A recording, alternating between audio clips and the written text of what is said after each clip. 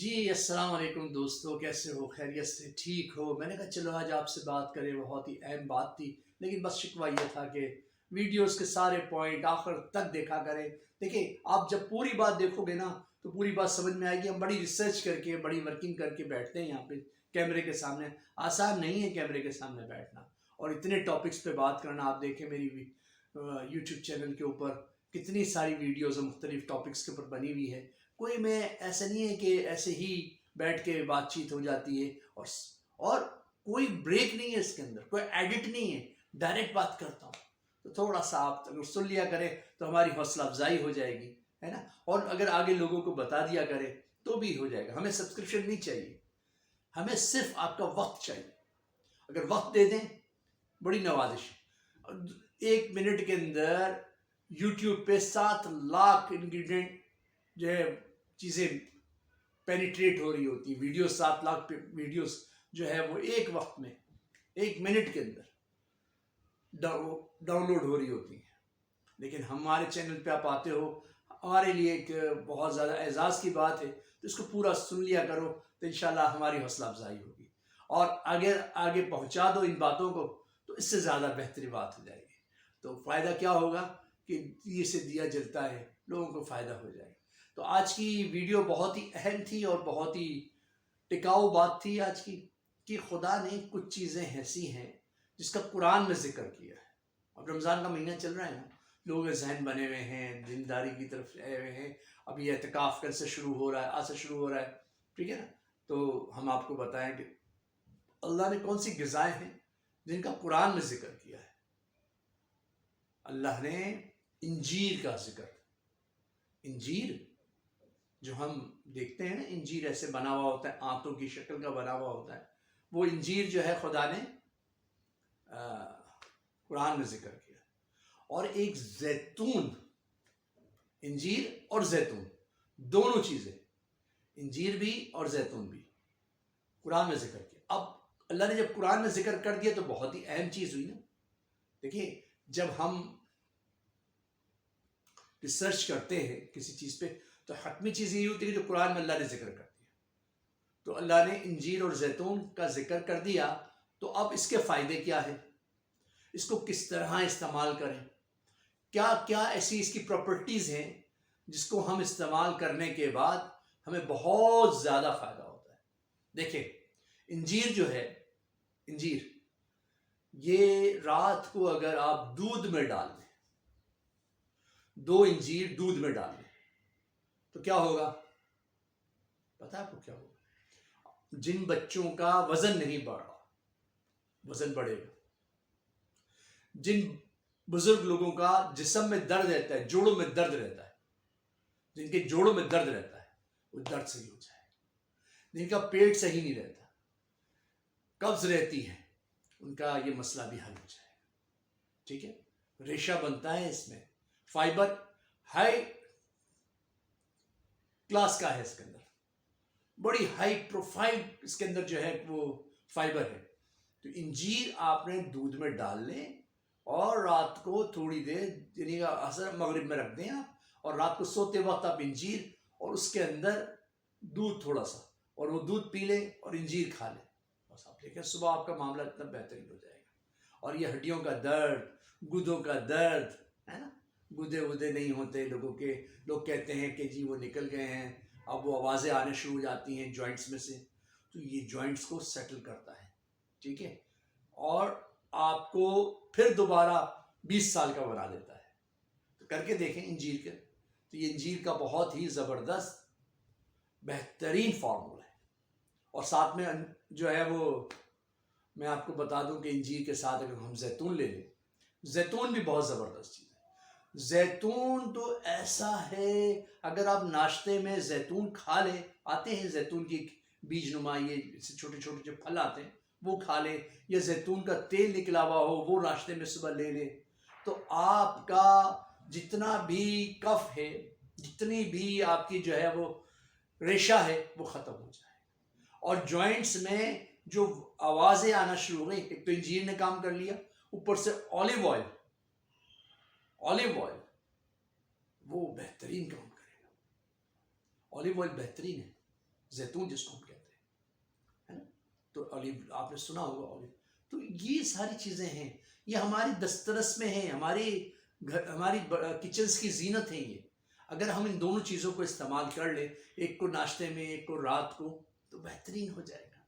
ہمیں کسی ڈاکٹر کے پاس جانے کی ضرورت نہیں ہے، ہمیں کسی سے پوچھنے کی ضرورت نہیں. آپ کا اپنا دواخانہ، آپ کا اپنا طبیب آپ کے جو ہے وہ چینلز کے اوپر بیٹھ کے یہ ساری چیزیں بتا رہا ہوتا ہے.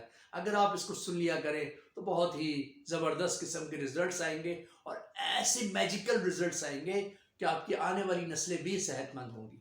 تو صحت آپ کو چاہیے تو ہیلتھی ورلڈ کے پلیٹ فارم سے ہمیں سنا کریں، تو انشاءاللہ بہت فائدہ ہوگا. تو ہاں، میں یہ کہہ رہا تھا کہ انجیر آپ اس طرح اس کو استعمال کریں، انجیر کو اس طرح استعمال کریں، ٹھیک ہے نا. اگر آپ کو لگتا ہے کہ انجیر دودھ کے اندر ہمیں زیادہ بھاری پن آتا ہے تو آپ پانی میں بھی ڈال سکتے ہیں. پانی میں اس کو بھگو لیں اور پھر سوائل کر جائے گا، جب پھول جائے گا اس کو کھا لیں، وہ پانی پی لیں آپ، تو بھی آپ کا بہترین قسم کا پیٹ کا نظام ہو جائے گا، ہڈیوں کا نظام صحیح ہو جائے گا، اور آنکھوں کی روشنی بڑھے گی اس سے، کانوں کی سماعت بڑھے گی اس سے، بال مضبوط ہوں گے، کیونکہ آرگینک چیزیں ہیں نا. یہ آرگینک ہے. یہ پیزا، KFC، یہ جو ہے مرغی وغیرہ نہیں ہے. اب مرغی جو یہ آتی ہے، آپ دیکھے ہوں گے آپ نے، مرغی جو برائلر ہم کھاتے ہیں، اس میں بعد میں منہ میں رواں آتا ہے، کیونکہ یہ کوئی وہ نہیں ہے، آرگینک نہیں ہے، یہ سارا آرٹیفیشل ہے. یہ جو دیسی مرغی ہے نا اس کے فوائد ہیں، لیکن جو برائلر یہ ہم کھاتے ہیں، یہ تو کوئی ایسی چیز نہیں ہے جس سے صرف ہمیں دل کو تسلی ہوتی ہے کہ ہم نے کھانا کھا لیا. لیکن اگر ہم یہ نہ کھائیں اور تھوڑا سا انجیر لے لیں، تھوڑے سے آلمنڈ کھا لیں، تھوڑا سا زیتون کھا لیں، گھر میں رکھیں یہ ساری چیزیں، تو اس سے ہمیں بہت زیادہ طاقت ملے گی، بہت زیادہ قوت ملے گی، ہڈیوں کو نشو و نما اچھی ہوگی.